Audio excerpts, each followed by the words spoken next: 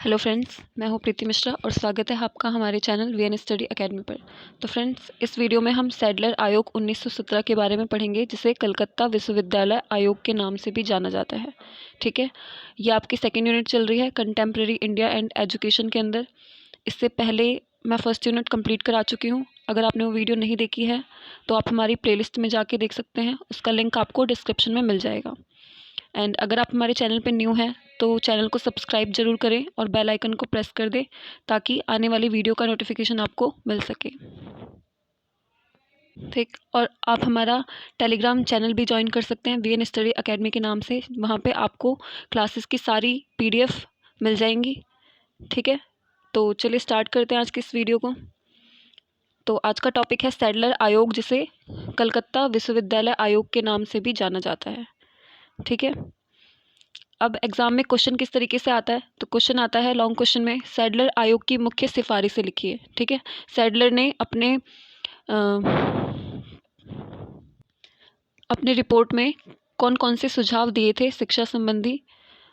या फिर ये क्वेश्चन दूसरे तरीके से कैसे आएगा कि सैडलर आयोग के विश्वविद्यालय शिक्षा के संबंध में संस्तुतियाँ या सुझाव का उल्लेख कीजिए। ठीक है, तो दोनों क्वेश्चनों का आंसर एक ही है। अब किस तरीके से लिखना है आपको, यहाँ से हेडिंग डालनी है फर्स्ट कलकत्ता विश्वविद्यालय आयोग, या फिर जिसे सैडलर आयोग 1917 के नाम से भी जाना जाता है।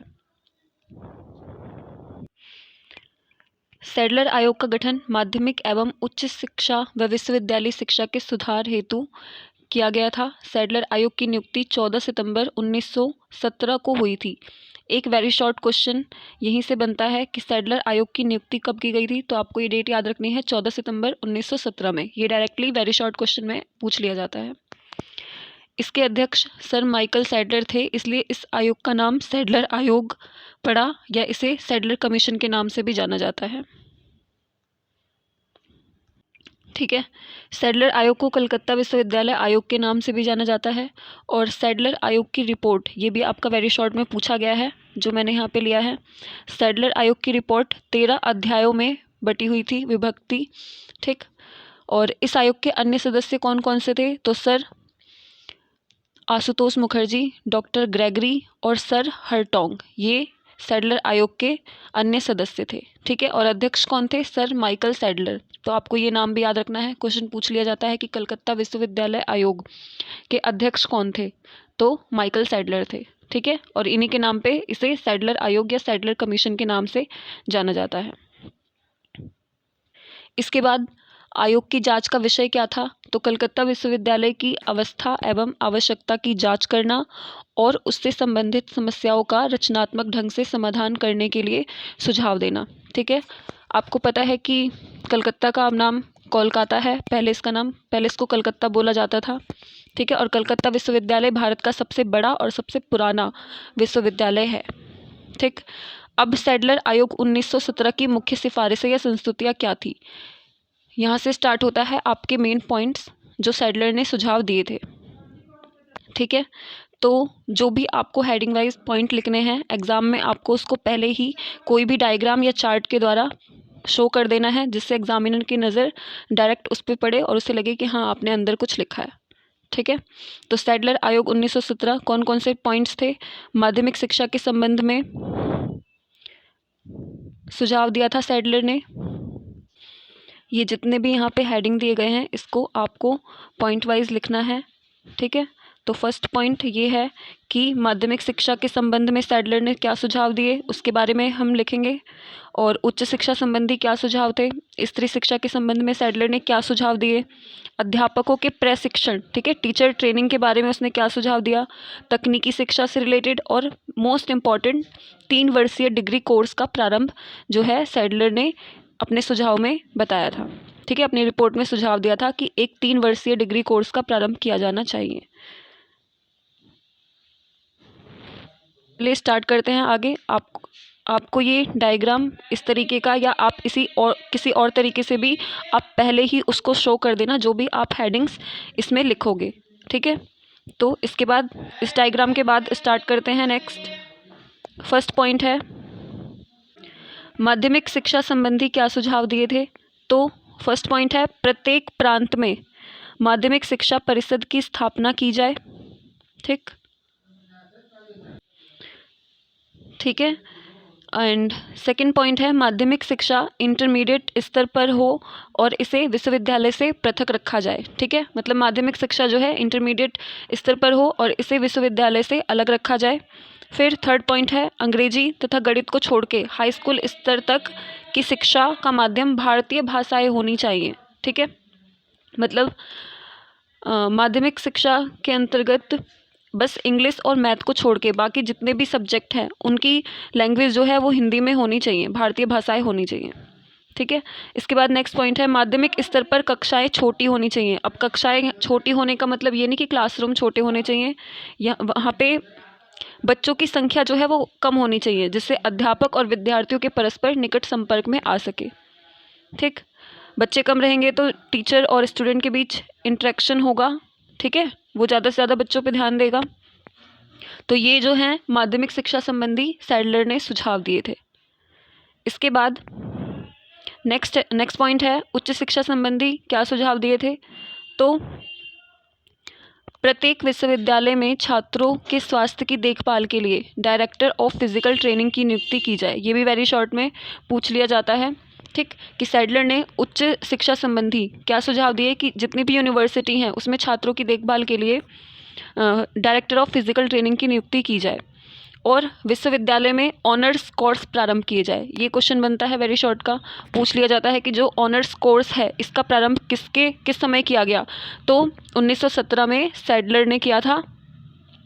ठीक है, फिर नेक्स्ट है स्नातक कोर्स की अवधि माध्यमिक स्तर के पश्चात 3 वर्ष की होनी चाहिए जैसा कि आज के समय में है।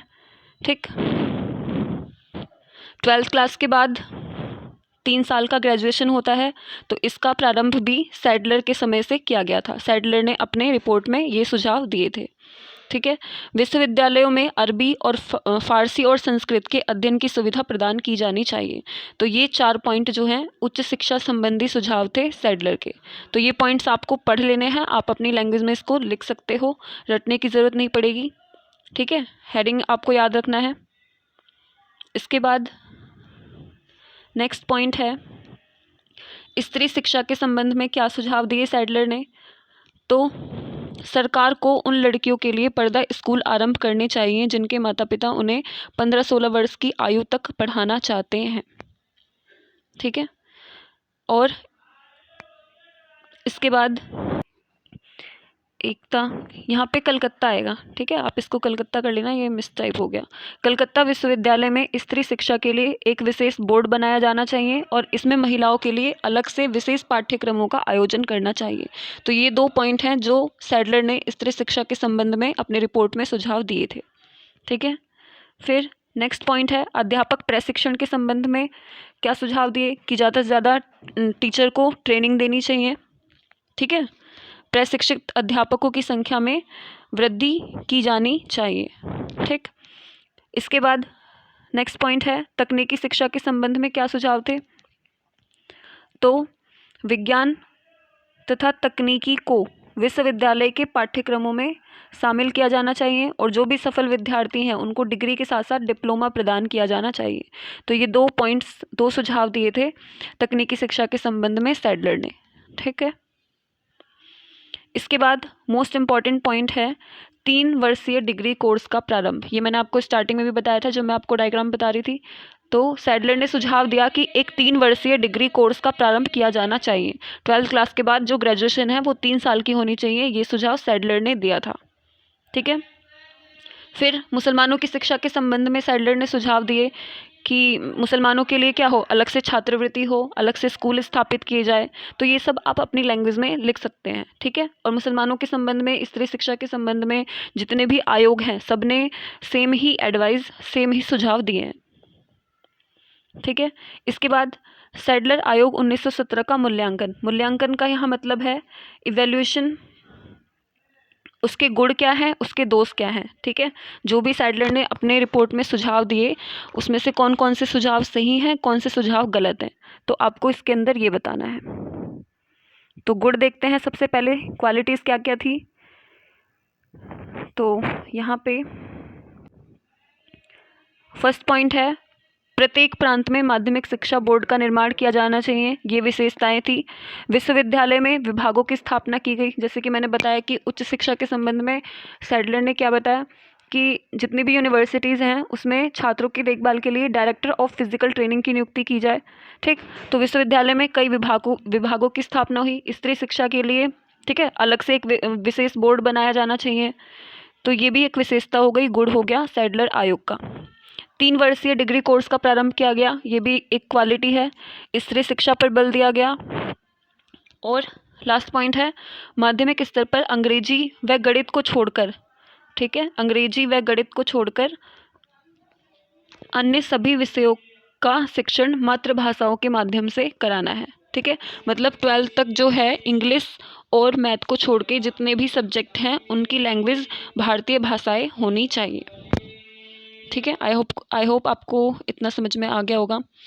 अब इसके दोस्त कौन कौन से थे? तो माध्यमिक स्तर पर बालिकाओं के लिए पर्दा स्कूल स्थापित करने की बात की गई, ये एक दोस्त था सैडलर आयोग का।